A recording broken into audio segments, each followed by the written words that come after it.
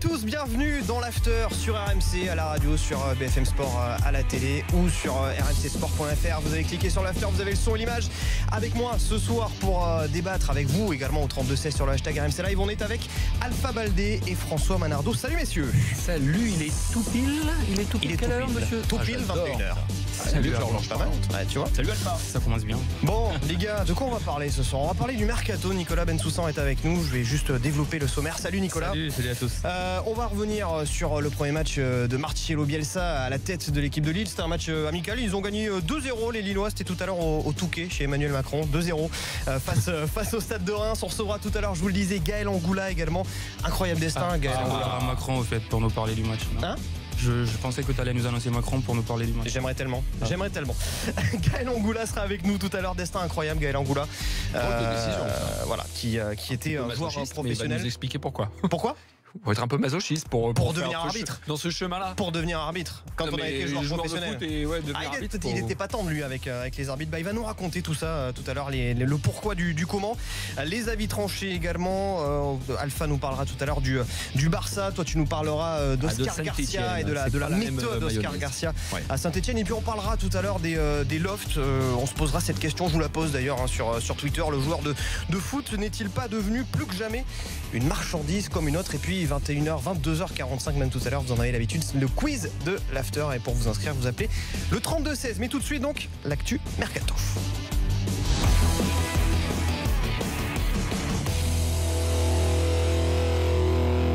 Je crois qu'il n'y a plus aucun joueur à 30 000. Il n'y a plus aucun joueur à 30 000. Non, je pense que c'est minimum 500-600 000. J'ai vu du 500-600 000 ce week-end. Je sais plus à propos de qui. Il faut monter dans le jingle, je crois. Il faut monter à 80, 500. Écoute, on va faire ce qu'on peut avec les gens qui font les jingles.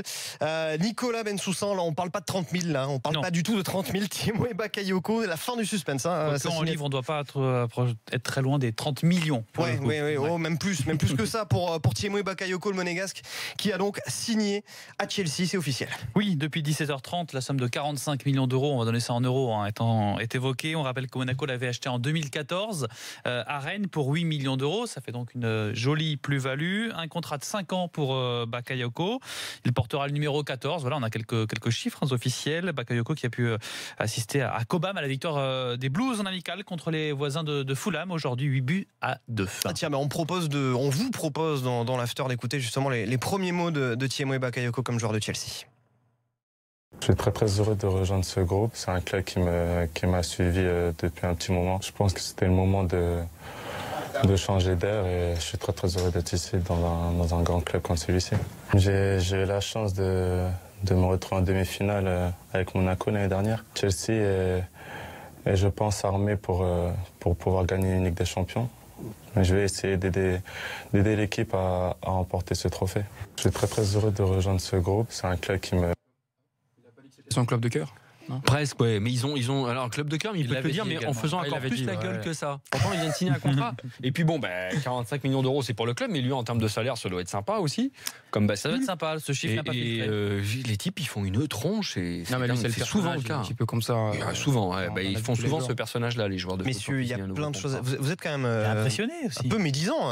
Ça va être impressionnant aussi d'arriver à Chelsea. Non, on n'est pas médisant. Toujours eu l'impression qu'il faisait une tronche pas possible. Bon, il y a plein de choses à dire. Je vais pas juger de la tronche de Thiemo et Bakayoko. On va pas ruiner la numérique de Nicolas Bensoussan.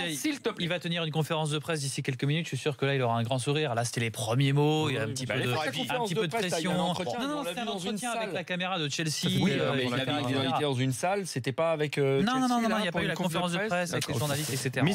Messieurs, recentrons le débat. Pourquoi c'est intéressant quand même de voir, alors pas pour la Ligue 1, pas pour l'AS Monaco, mais pourquoi c'est intéressant de voir Thiemo et Bakayoko par exemple signé à Chelsea, il va être associé à N'Golo Kanté par rapport à l'équipe de France. C'est quand même peut-être une bonne nouvelle presque pour Didier Deschamps, Alpha. Faudrait qu'il gagne sa place. Même si Antonio Conte quand même. Moi, je connais un petit peu l'entourage, donc je sais qu'il voulait vraiment aller à Chelsea et que l'entourage aussi était pour. Mais surtout, faudrait qu'il gagne sa place. C'est en Première Ligue, ça va très vite. C'est un autre niveau. Même si avec Monaco en Ligue des Champions, les rares fois qu'il a été mis vraiment en danger et sous pression, il a perdu pas mal de ballons qui ont coûté cher à Monaco. Il va falloir qu'il corrige certaines lacunes. Sinon, c'est un bon potentiel avec une marge de progression énorme avec un entraîneur comme Conte. Je pense qu'il sait quoi en faire s'il en a voulu vraiment. Tu parlais de la concurrence, Alpha, sache que Matic devrait partir du coup, avec l'arrivée de ça peut faciliter un petit peu. Voilà, on parle de la Juventus ou de Manchester United. Bakayoko du coup. Oui, exactement. Bon, en tout cas, moi je pense qu'il est taillé pour la première ligue. Ouais, il a le profil, niveau vivacité, faut qu'il augmente un petit peu quand même, parce que c'est quand même pas très technique, mais il a une palette technique intéressante qu'on peut apprécier. Maintenant, dans tout ce qui est rapidité de transmission, tout ce qui est box to box, tout ce qui est aller chercher le ballon, il prêche un peu dedans quand même. On l'a vu pas mal de fois en Ligue des Champions, donc faut qu'il relève le niveau. Ouais, après, vu le phénomène qu'il va découvrir à côté de lui, il va pas non plus vouloir faire la même chose. Sinon, à la comparaison, là, il tiendra pas la. Non, mais peu importe même par rapport à ça. Enfin, que ça soit par rapport à N'Golo Kanté ou par rapport à d'autres joueurs, il a aussi pris de l'expérience cette année. On l'a vu se révéler, en tout cas révéler au plus haut niveau. Il va encore prendre de l'expérience. Il y a fort à parier aussi qu'il puisse gagner sa place. Il va pas pour rien. Non. Kanté, s'il a bien voulu en avoir, c'est que. Par contre, Kanté voulait vraiment l'avoir. Kanté voulait vraiment l'avoir. Pas mal de coups de fil avec les deux. Il voulait vraiment l'avoir dans son équipe. Troisième recrue de Kanté, avec les arrivées du Willy Caballero, le gardien remplaçant, et puis le défenseur Antonio Rudiger également. Pour Monaco, c'est aussi le pactole, Nicolas. Oui, on a compté 115 millions d'euros de vente tout de même pour le moment. Le mercato n'est pas terminé, avec les départs de Bernardo Silva, de Valère Germain, de Corentin Jean, Abdou Diallo et Nabil Dirard dans une moindre mesure. Ça rapporte un petit peu moins de sous. Mais voilà, et c'est peut-être pas fini. Et est-ce que ce départ, par contre, au contraire, pourrait fermer la porte à certains? Les deux questions se posent. Voilà. En tout cas, on a vu des choses. Je sais pas à quoi tu fais allusion exactement. Fermer la porte à certains départs. Fabinho, a priori, notamment, mais a priori, voilà. Pas à côté. Bon, toi, c'est l'année prochaine. Mbappé aussi. Alors Mbappé, petite anecdote, messieurs. Mbappé, il portait le numéro 10 cet après-midi lors d'un match amical de l'AS Monaco face à Stoke City. Numéro 10. C'était celui de Bernardo Silva. Donc, c'est quand même pas rien à mon avis. C'est pas non plus un hasard de le voir porter le numéro. Toi, tu essaies de trouver des trucs qui font rester Mbappé à Monaco. Je suis désolé, je ne vois que des avis qui font rester. Le numéro, il va rester. Le numéro 10. Tu files pas un numéro 10 pour un match amical face à Stoke City pour jouer 40 minutes. Moi, je pense qu'il va rester aussi. Autre anecdote, simplement pour Mbappé ce soir. Non, on était au match évidemment. Timothée Mémon était sur place. Il n'a pas pu poser de questions sur les transferts. C'était interdit par la direction de Monaco. Oui, mais tu sais pourquoi. Il n'avait plus de poser de questions à Mbappé, qui lui, par contre, a fait quelques autographes auprès des jeunes qui ont regardé le match. Parce qu'il a laissé entendre un journaliste espagnol comme quoi il ne sait pas s'il restait. Ça avait été un petit peu mal pris du côté de Monaco. C'est-à-dire que l'ASM interdit à des journalistes de poser aucune question sur les transferts. Toutes les tentatives ont été avortées. Malheureusement, on a essayé. Je ne l'ai jamais fait. On a essayé, mais on n'a pas réussi. Allez, messieurs, il y a Sébastien qui a fait le 32-16, supporter de l'AS Monaco, pour réagir à cette officialisation justement de la signature à Chelsea de Tiémoué Bakayoko. Salut Sébastien. Salut, ça va? Salut Sébastien. Salut Sébastien, ça va pas mal et toi? Bonsoir messieurs. Écoutez, moi ça m'inquiète pas trop. Donc déjà, si on parle en premier lieu de Tiémoué Bakayoko, je pense qu'à choisir entre les deux, entre lui et Fabinho, je préfère garder Fabinho et laisser Bakayoko partir. Après, c'est sûr que si pour l'AS Monaco, il devrait perdre les deux, parce qu'on est au 15 juillet et que le mercato, donc il y a encore un mois et demi, si on devait perdre les deux, ce serait dommageable pour le club, je pense. Mais entre les deux, je préfère garder Fabinho, parce que Bakayoko a quand même eu pas mal de sautes, comment dire, sautes de concentration. Il n'a pas toujours été carré, il a raté des matchs. Après, il est très jeune, il n'y a pas de souci.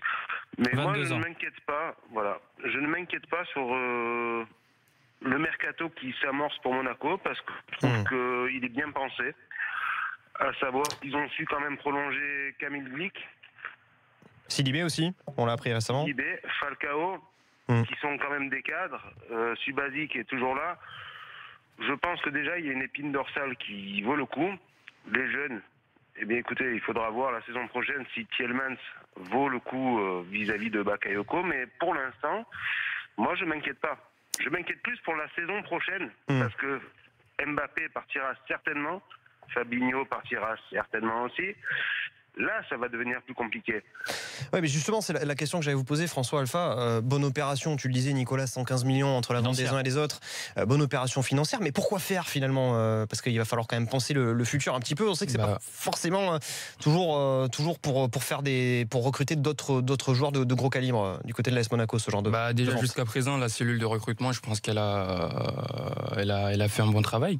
Donc, faut compter sur elle également pour la saison prochaine et la saison à venir. Et ensuite, forcément, quand tu as ce genre de pactole-là et quand tu as ces joueurs bankable que tu peux vendre, l'année prochaine, on s'attend à un de départ également, peut-être. Ils reconstruiront une équipe qui est compétitive, ça, il n'y a aucun doute, je pense. Quand ils recrutent très tôt Tielemans, c'est qu'ils ont déjà dans la tête le départ de Bakayoko, d'un des deux qui formait le binôme, plutôt Bakayoko que Fabinho. Juste un petit truc, Nicolas, également par rapport à Thiemo et Bakayoko, c'est quand même qu'il va pas pouvoir jouer tout de suite. Oui, alors, il y a eu des rumeurs incessantes hier, justement sur le fait que son transfert pourrait échouer à cause d'une histoire de visite médicale. Alors effectivement, il y a eu quelque chose autour de la visite médicale. Ça a pris longtemps, effectivement. Voilà, ça a pris longtemps, mais après il y avait aucun souci. Il ne pouvait pas passer certains tests parce qu'il s'est fait opérer du genou, vous le savez, en fin de saison, et du coup, c'est pas facile avec la visite médicale. Et il devrait manquer, selon les médias anglais, les 3 premiers matchs de la saison contre, je crois que c'était Everton, Stoke et Tottenham. Mais c'était une petite opération du genou, c'était même pas une arthroscopie. Oui, mais n'empêche qu'ils sont très prudents et on le comprend à ce prix-là. Rien d'alarmant.